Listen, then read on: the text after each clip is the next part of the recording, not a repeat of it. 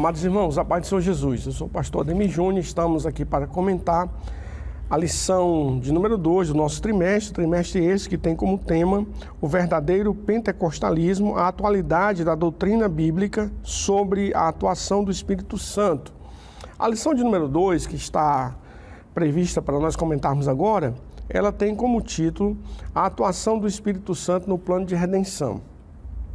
O texto áureo está no capítulo 9 de Atos dos Apóstolos, versículo 31, que diz assim: Assim, pois, as igrejas em toda a Judéia e Galiléia e Samaria tinham paz e eram edificadas e se multiplicavam, andando no temor do Senhor e na consolação do Espírito Santo. Aqui, logo, o livro de Atos, que marca o início da igreja e a ação do Espírito Santo, ele mostra que ao passo que essas igrejas iam sendo propagadas, ou seja, igrejas iam sendo plantadas, o Espírito Santo estava ali atuando na vida dos servos de Deus, tanto aqueles que haviam de se converter, como aqueles que estavam ali ministrando a palavra. Inclusive, o texto conclui que ele promovia a consolação, o Espírito Santo consolando.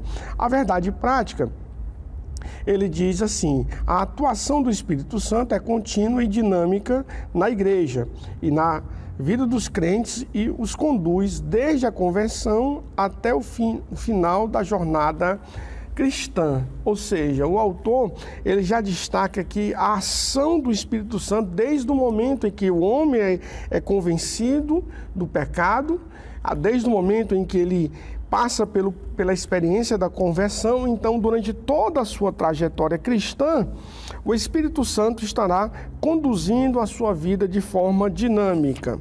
No texto da leitura bíblica em classe está no Evangelho de João, capítulo 16, verso de número 7 até o verso 13, que diz da seguinte forma: Todavia, digo-vos a verdade que vos convém que eu vá, porque se eu não for, o Consolador não virá a vós, mas se eu for, enviar-vos-ei.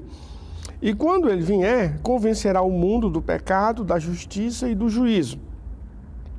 Do pecado, porque não creram em mim; da justiça, porque eu vou para o meu Pai, e não me vereis mais; e do juízo, porque já o príncipe deste mundo está julgado.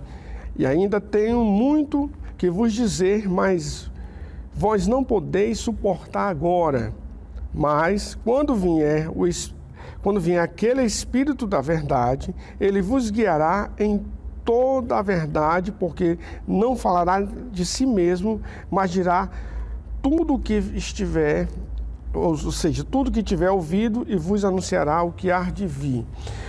O nosso comentarista, o pastor Ezequias Soares, ele propôs aqui como objetivo geral ensinar que o Espírito Santo atua no plano da redenção.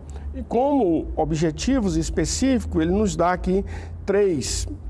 O primeiro é desenvolver o ensino sobre o Espírito Santo como promessa nas Escrituras.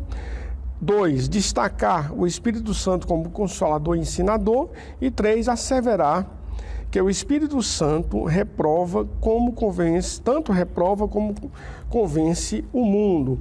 Logo na introdução, o nosso comentarista, o pastor Ezequias Soares, ele chama a nossa atenção para o seguinte detalhe. Ele diz assim: nós vamos estudar sobre a ação do Espírito Santo no processo da salvação da humanidade e na edificação do crente. Ou seja, quando ele fala aqui que nós iremos estudar, né, sobre esse processo, sobre essa ação, ou seja, nós iremos ver como ou comprovar nas Escrituras como o Espírito Santo atua em toda a história da humanidade. Inclusive, ele diz assim, concluindo: vivemos essa experiência no Espírito dia a dia. Ou seja, no momento em que nós olhamos para as Sagradas Escrituras, é possível nós comprovarmos, tá certo? Ou seja, é possível você comprovar como o Espírito Santo está agindo em toda a história da humanidade. Logo no primeiro ponto, ele chama a nossa atenção quando ele diz assim: o Espírito Santo como promessa. Então nós vamos estudar e ver que o Espírito Santo aqui foi uma promessa, ou seja, quando as Escrituras já propagava o plano, ou seja, esse planejamento da salvação, ou seja, Deus ele não foi pego de surpresa, mas já estava tudo planejado. Então nós vamos ver que nesse planejamento já estava aí já como seria a ação do Espírito Santo na vida da humanidade, ou seja, na vida do ser humano. Inclusive, nós vamos ver em todo esse momento, na semana passada, vocês estudaram sobre a pessoa do Espírito Santo, inclusive viram essa ideia da trindade, da triunidade, tá certo?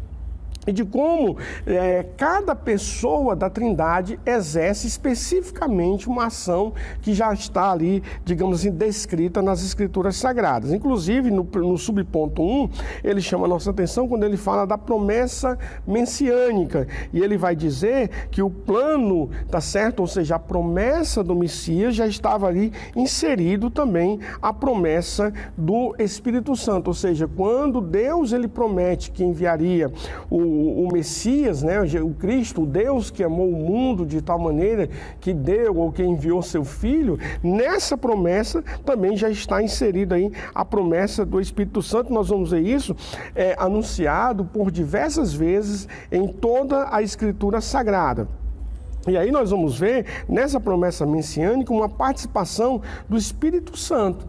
Tá certo? Ou seja, na promessa do Messias, nós já temos também essa promessa de que o Espírito Santo estaria atuando, tendo um papel específico, tá certo? Acompanhando essa promessa e a sua manifestação posterior, tá certo? Uma outra coisa que eu queria chamar a atenção de vocês é quando ele diz assim, ó, a salvação e a plenitude do Espírito Santo são anunciados de antemão no Antigo Testamento para todo o povo, ou seja, quando nós lemos o Antigo Testamento, especificamente aqui ele cita Isaías capítulo 44, verso 3 e Joel capítulo 2, do verso 28 ao 32, nessa promessa, tá certo, do Messias também já está aí também a promessa do Espírito Santo.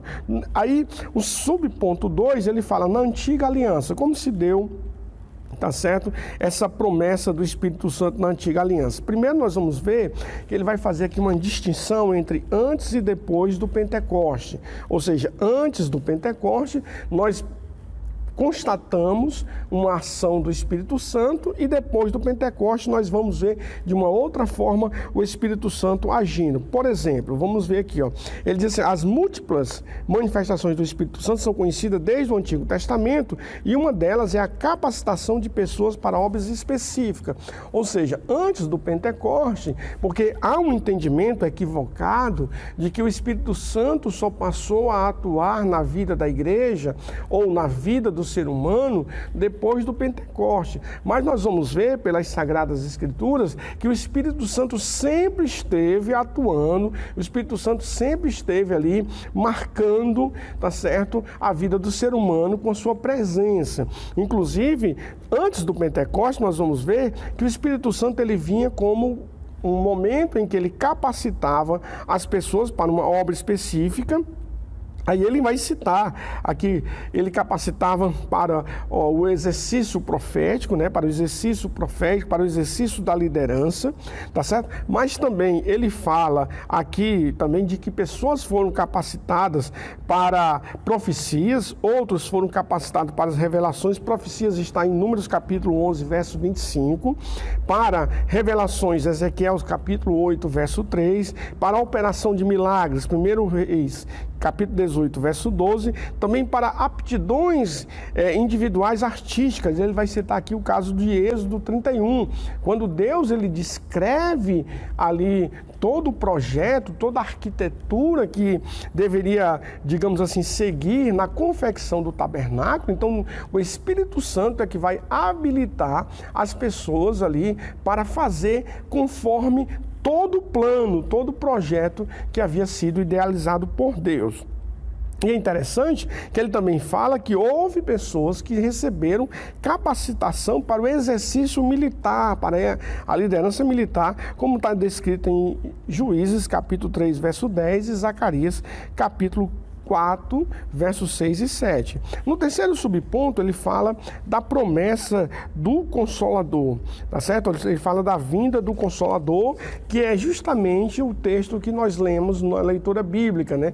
Que Jesus está dizendo que a vinda do Consolador está atrelada à volta de Jesus aos céus. Então, quando Jesus diz, eu irei, mas enviarei outro Consolador, porque o primeiro Consolador era o próprio Jesus. Mas agora, Jesus diz assim, é necessário que ele vá para que agora o Consolador venha, porque nós vamos ver em toda a Trindade, cada um tem uma ação específica. E aí nós estamos aqui nesse terceiro subponto, quando ele fala a promessa do Consolador que está atrelado à volta de Jesus aos céus. Eu queria chamar a tua atenção quando ele diz assim, Jesus disse que também tinha muita coisa para ensinar aos discípulos, mas eles ainda não estavam preparados para ouvir. Não poderiam suportar a mensagem sem a ação do Espírito Santo. Jesus precisava voltar para o céu para possibilitar a vinda do Consolador. Ou seja, Jesus está dizendo, Jesus diz, eu vou, mas tem muitas coisas que vocês ainda irão ver, presenciar e aprender, mas isso só será possível quando vocês estiverem aí agora com a presença do Espírito Santo. A gente vai ver isso lá nos últimos capítulos de João, quando Jesus, ele antes de retornar aos céus, ele sopra ou impõe sobre eles a presença do Espírito Santo. No segundo ponto da nossa lição, ele vai falar agora do Espírito Santo como consolador e ensinador. Ele vai nos mostrar que o Espírito Santo agora, ele está atuando na vida do ser humano como consolador e ensinador. E aí uma coisa que ele já introduz aqui esse ponto dizendo o seguinte, que o Espírito Santo nos fará lembrar de tudo, e isso vai colocar por terra aquele pensamento que nós tínhamos no passado dentro das nossas igrejas, que muitas pessoas diziam, nós não precisamos estudar, nós não precisamos nos capacitar, mas na hora em que nós estivermos pregando, o Espírito Santo irá nos dar a palavra. Não é assim que funciona. O texto diz que ele nos faz lembrar. Por isso que é importante nós lermos diariamente a palavra de Deus, nós estudarmos a sua palavra e no momento certo o Espírito Santo nos fará lembrar daquilo que nós estudamos. Ele nos dará palavras específicas, palavras certas, no momento certo. É o que o sábio Salomão vai dizer lá em Provérbios no capítulo de número 25, que ele diz, como maçã de ouro em salva de prata é a palavra dita a seu tempo. Ou seja, quando nós estamos, digamos, em contato com a palavra de Deus e no momento específico o Espírito Santo nos fará lembrar. E a primeira coisa que ele chama a nossa atenção nesse ponto 2, aqui no subponto 1, é a ação do Espírito Santo como consolador, tá certo? Ou como paracleto, né? Aquele que vai, digamos, nos defender, aquele que vai advogar por nós, aquele que vai interceder. Inclusive, Paulo vai dizer na sua carta que nós não sabemos nem orar, ou nós não oramos como convém, mas é o Espírito Santo que intercede junto ao Pai por nós com gemidos inexprimíveis. Ou seja, o Espírito Santo atuando como consolador, ele não só advoga as nossas causas, ele não só defende quando nós precisamos de uma defesa, principalmente nesse âmbito espiritual, mas também, amados irmãos, ele intercede por nós, ele traduz ao Pai as nossas ansiedades, os nossos anseios. Quantas vezes nós estamos em determinadas situações que nós não conseguimos nem pronunciar palavras, mas nós estamos ali com o coração quebrantado, com o coração contrito, e é nesse momento em que o Espírito Santo de Deus interpreta, digamos assim, junto ao Pai, os nossos pedidos para que nós alcancemos aquilo que nós estamos esperando. E ele diz aqui que ele também atua como nosso ajudador. E é interessante, eu queria ler para vocês, quando ele diz assim, esse vocábulo, paracleto, né, ele aparece 5 vezes no Novo Testamento, ou seja, 5 vezes esta palavra paracleto vai aparecer no Novo Testamento. 4 delas, tá certo, está aqui no Evangelho de João, tá certo? Capítulo 14, aí no capítulo 14, versos 16 e 26, e também no capítulo 15, verso 26, no capítulo 17, verso 7. Nessas passagens bíblicas que nós vimos aqui, amados irmãos, descritas, ou que são 4 passagens bíblicas que nós temos, onde o Espírito Santo, ele aparece aqui como esse paracleto, como esse advogado, como esse ajudador, como esse auxiliador. Então está sendo indicado aqui essas 4 passagens ao Espírito Santo, mas também há uma que está na Epístola de João, capítulo de número 2, verso 1, que está indicando a presença do nosso Senhor Jesus Cristo. E aí, eu quero encerrar esse ponto quando ele diz assim, ó, a tradução consolador é mais apropriada no contexto da promessa anunciada por Jesus no Evangelho de João. Amém? No segundo, ele vai chamar a nossa atenção, o segundo subponto, o Espírito Santo agora atuando como ensinador, ou seja, ele que nos ensina.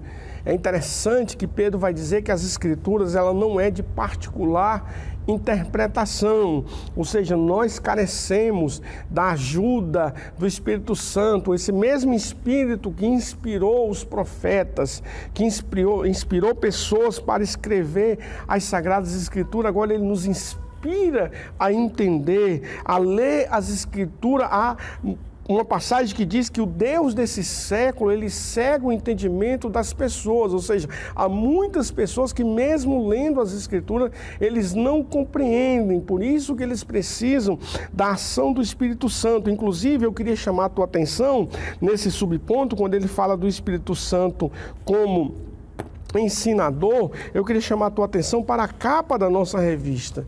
Se você olhar para a capa da nossa revista aqui, você tem a Bíblia Sagrada e você tem aqui uma pomba com um símbolo, como símbolo do Espírito Santo em cima da Bíblia Sagrada, justamente mostrando aqui o Espírito Santo guiando, mostrando aqui a ação do Espírito Santo sobre a palavra de Deus, para nos conduzir às verdades do Evangelho. E aí eu queria ler aqui quando ele diz assim, ó, alguém com as mesmas prerrogativas do Filho, ou seja, quando Jesus diz, eu vou enviar outro Consolador, eu vou enviar alguém com as mesmas prerrogativas, ou seja, outro igual a mim. Ou seja, se Jesus dedicou quase que 100% do seu ministério ensinando, mostrando as verdades do Evangelho, então, se o Espírito Santo também, ele é a mesma pessoa, ou é da mesma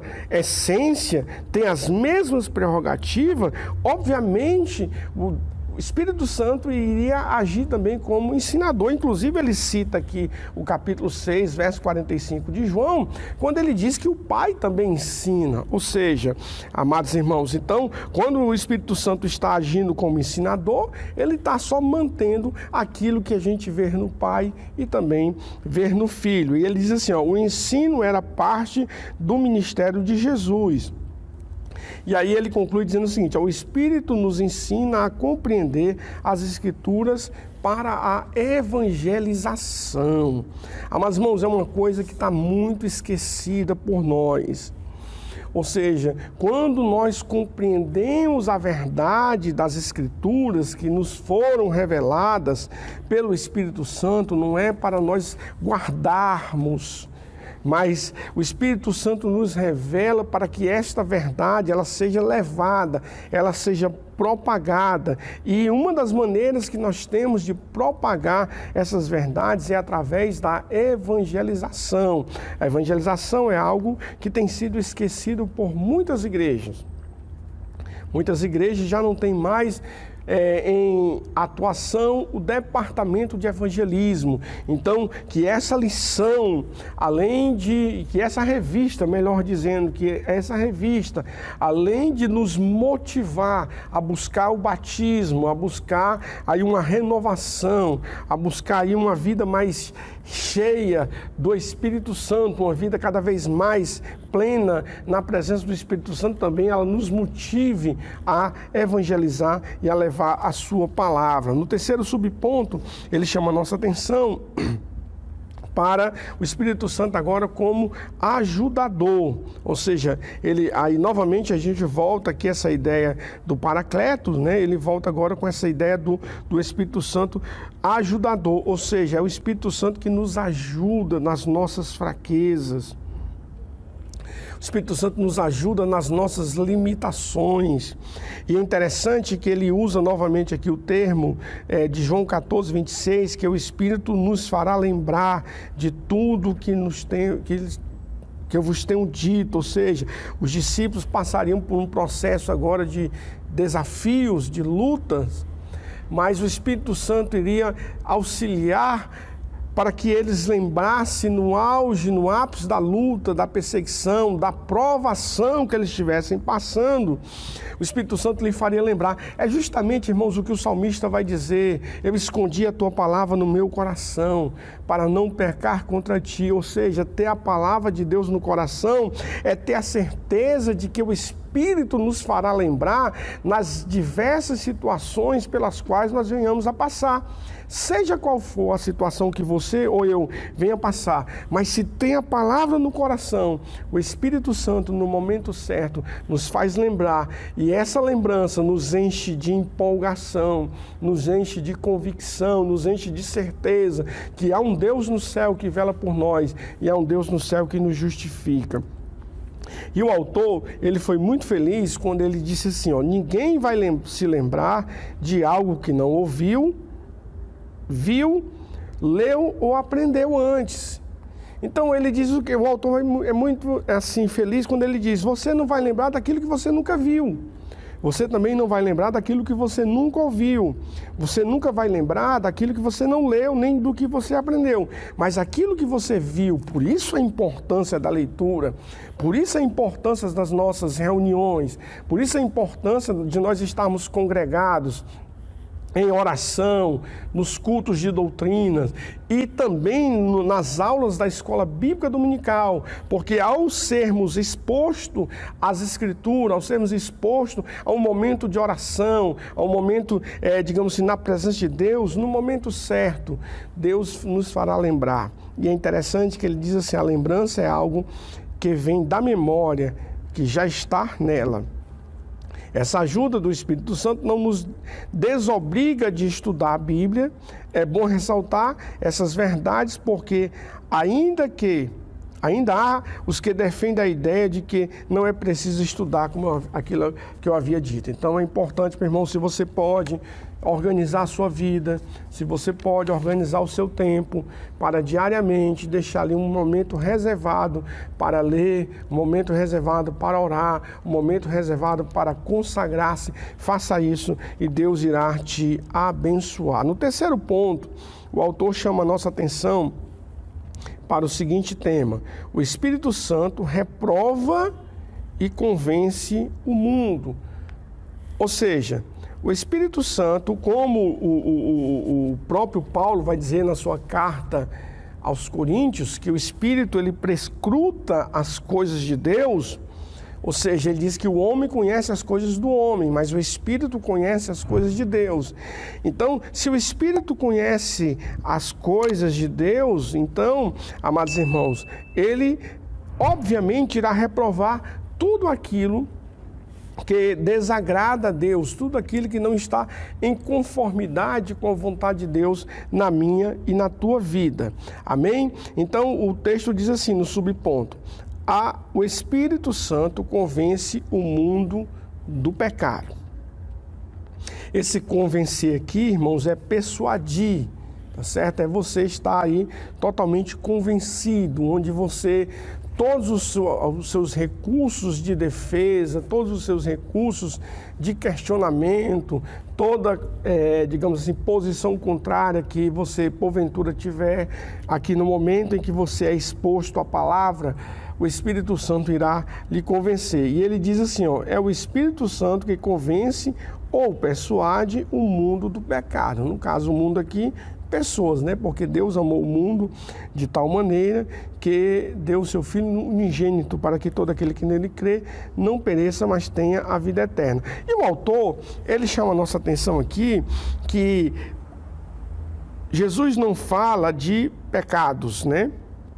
Mas ele fala do pecado, que é justamente, ele vai falar que é a incredulidade. Apesar de nós estarmos expostos a muitos pecados, né, a toda sorte de pecado, como diz a palavra, mas o pecado que o Espírito Santo está aqui nos convencendo é aquele pecado da incredulidade, porque a partir do momento em que eu não creio em Deus, tudo fica relativo.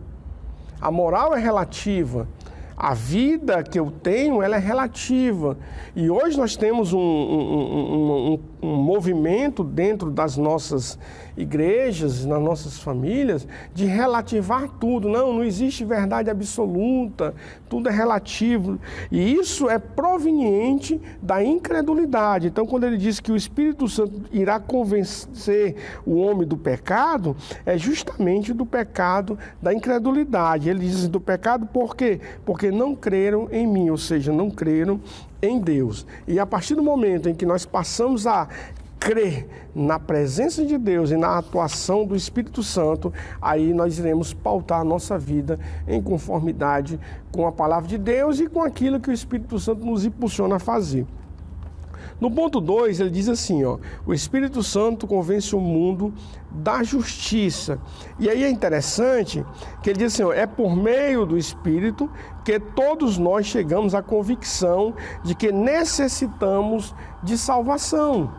Porque o texto vai dizer que não há um justo sequer. Não há um justo.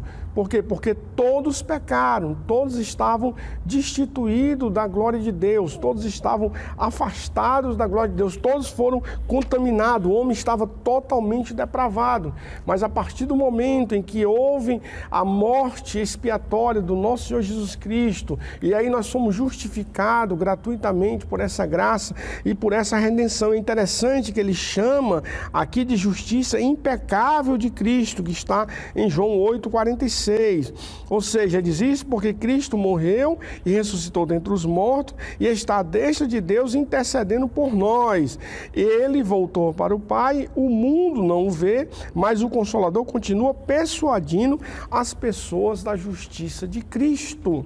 Glória a Deus. Então essa justiça agora tem nos alcançado e, portanto, temos um advogado que intercede por nós junto ao Pai. E aí o autor da Epístola de João chama de Jesus Cristo o justo, porque ele é a propiciação pelo nosso pecado. Nesse plano da justiça, Jesus se tornou propício em pagar a dívida, que muitos diziam que Jesus pagou essa dívida para o diabo, e não foi, isso é uma mentira. Jesus não pagou, a morte de Jesus não pagou nada ao diabo, mas a morte de Jesus, ele se tornou propício em se oferecer por nós, para nos justificar diante de Deus, porque todos nós estávamos desprovidos da graça de Deus. E no terceiro e último ponto desse capítulo aqui, ele fala o seguinte: o Espírito Santo convence o mundo do juízo.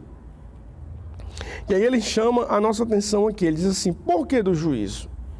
Jesus disse, do juízo porque o príncipe deste mundo já está julgado.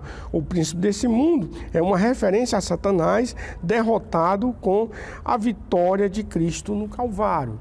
Ou seja, o diabo, ele já foi totalmente neutralizado, certo? Ele já está totalmente julgado, tá certo? Com a morte de Cristo, ele já foi sentenciado. E aí ele diz aqui, ele diz, o Espírito Santo convence o mundo do juízo, ou seja, trata-se do julgamento. Que julgamento?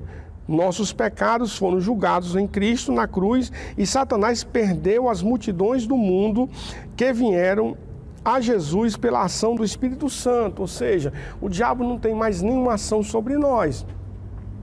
No momento em que Jesus, ele entregou-se ou se tornou propício a nós, tá certo? Então, esse juízo já foi sentenciado. Então, nós estamos agora, digamos assim, salvo na pessoa bendita do nosso Senhor Jesus Cristo. Obviamente que há muitas pessoas que darão as costas ou que deram as costas para essa verdade do Evangelho, mesmo tendo tido inúmeras oportunidades, mesmo tendo escutado pregações, mas mesmo assim não atentaram para essa, digamos assim, para essa tão grande salvação. Mas que Deus possa cada vez mais nos dar essa convicção de que a morte de Jesus já foi suficiente, que a morte de Jesus foi, digamos, suficiente para nos resgatar e para nos livrar e para nos garantir a entrada nas mansões celestiais. Eu queria só concluir quando ele diz aqui no texto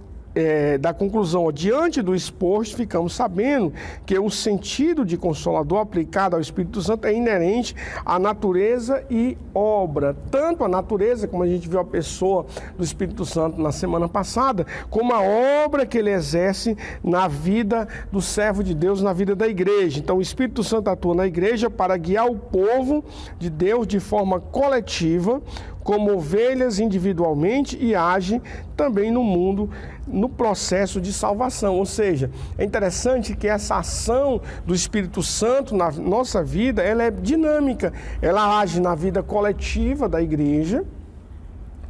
Essa ação do Espírito Santo também age individualmente na minha e na tua vida, mas também age no mundo nesse processo de salvação, em que o mundo, tá certo? As pessoas serão convencidas do pecado, da justiça e do juízo. Então que Deus possa te ajudar, que Deus possa te guardar, e que esta revista, que esse trimestre seja proveitoso para a tua vida, e que tu possa estar assumindo um compromisso com Deus, para que esse ano de 2021 tu venha a se dedicar mais nessa busca dessa intimidade, de conhecer melhor o Espírito Santo e de buscar cada vez mais essa manifestação do Espírito Santo na tua vida. Então, eu agradeço a Deus essa oportunidade, peço a você que compartilhe esse vídeo, que você dê um like, que você curta, que você divulgue. E como o pastor Júnior na semana passada indicou alguns livros,